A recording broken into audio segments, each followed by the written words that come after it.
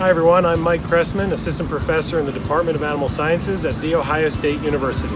I'm Paige Doktovic, a graduate student within the Department of Animal Sciences, and today we're going to show you some basic handling and showmanship techniques for market poultry.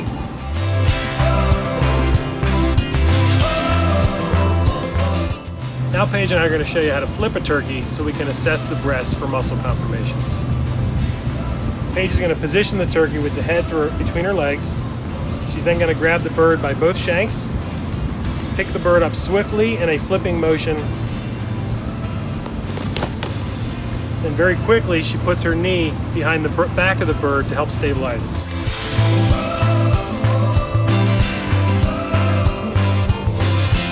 When we assess the breast for muscle conformation, we look at several different things: the width, the length, and the depth, and how well the breast width carries throughout the length of the bird.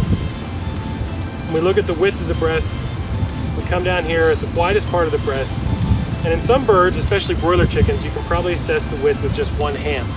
But since this is a turkey, I need to use two hands in a side-by-side fashion to get a good understanding for the overall width of the bird.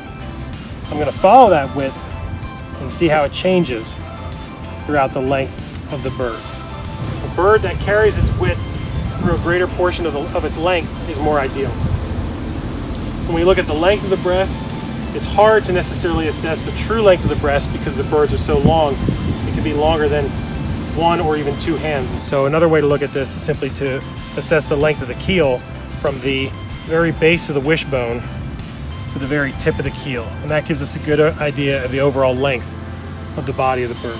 The depth of the bird, we're assessing the depth of the bird from its back, the deepest part of its breast.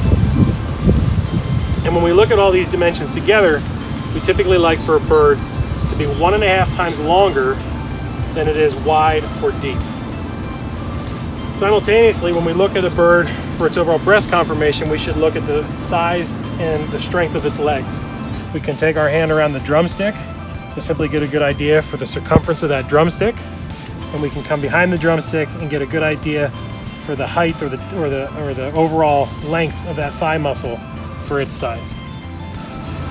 Paige is going to put the bird down gently on its breast and then release the legs in a forward fashion.